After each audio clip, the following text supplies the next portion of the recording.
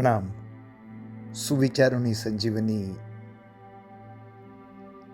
આ પુસ્તિકાના પ્રેરણાદાયી સુવિચારોનું છેલ્લું ચેપ્ટરનો છેલ્લો એપિસોડ પાર્ટ 2 જીવન મંગલ. સંક્ષેપ અને સંકલન શ્રી નબીનભાઈ મણીલાલ શાહ.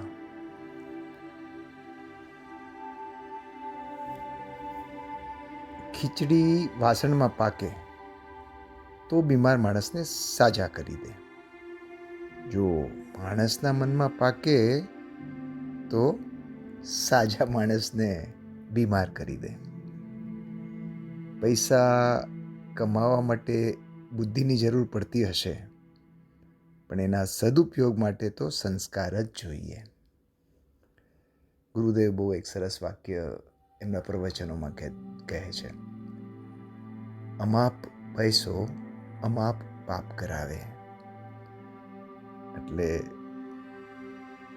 અમાપ પૈસો જો અમે ઈચ્છીએ કે બધાના નસીબમાં આવી જાય, પણ સાથે એના સદુપયોગ માટે સંસ્કારો પણ જોઈએ. લીમડાના પાન મેં પણ ચાખ્યા છે, માણસના બોલ કરતા મીઠા લાગ્યા છે.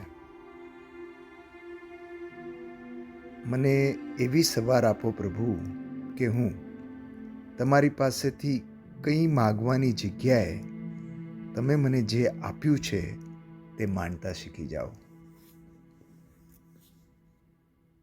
થોડું હસીને બોલી દો, થોડું હસીને ટાળી દો.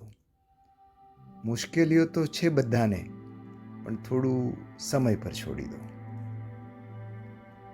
પંખી એક એક સળી ઉપાડીને કરે છે માળો, જ્યારે માણસ એક જ સળી કરીને વિખેરી નાખે છે માળો. પૈસાથી ચશ્મા મળે, પુણ્યથી આંખો મળે, અને ધર્મથી નિર્વિકારી દ્રષ્ટિ મળે. નક્કી કરી લો શું જોઈએ છે.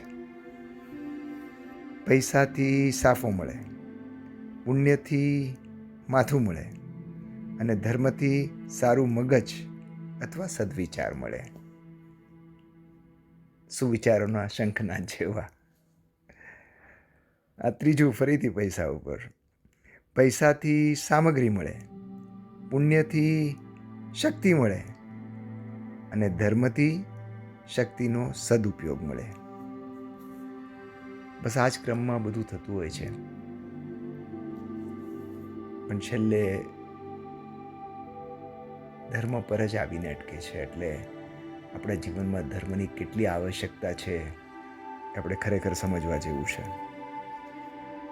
આજે પડછાયાને પૂછ્યું કેમ આવે છે મારી સાથે, તેને પણ હસીને કહ્યું, બીજું કોણ છે તારી સાથે? દરરોજ માણસની જીત નથી થતી, પરંતુ રોજ રોજ કરેલી મહેનત વ્યક્તિને સફળતા અને જીત તરફ અચૂક લઈ જાય છે. બસ તો આપણે રોજે રોજ મહેનત કરતા થઈએ, ભલે નાની હોય કે મોટી. રોજ મહેનત કરવાનું ફળ તો ચોક્કસ સફળતા છે. સમય છે આપણી ધીરજનો. તો છેલ્લા 3 પ્રશ્નો સંજીવનીના માધ્યમથી આપને પૂછી લઉં. આશા છે કે આ પુસ્તિકાના સુવિચારો સંજીવની રૂપે આપને આપના જીવનમાં ક્યાંક થોડાક કામમાં લાગ્યા હશે.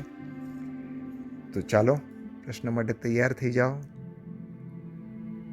મકાન ભીતથી સુરક્ષિત, આત્મવિકાસ શેનાથી સુરક્ષિત? જવાબ છે મર્યાદાથી. મંદિર માટે શિલાન્યાસ છે, તો મન મંદિર માટે સમાધાન છે. ખોટું કરતા જે રોકે છે એનો યશ કોના ફાળે જાય છે? બહુ સરસ પ્રશ્ન છે, વિચારી જોજો. ખોટું કરતા જે રોકે છે એનો યશ કોના ફાળે જાય છે? સંસ્કારોના. તો બસ આજથી આપણા સંસ્કારો પર ધ્યાન આપીએ, સમાધાન કરતા થઈએ અને મર્યાદાપૂર્ણ વ્યવહાર કરીએ, એ જ શુભ મંગલ કામના સાથે નાસિકથી અમિતના જય જિનેન્દ્ર.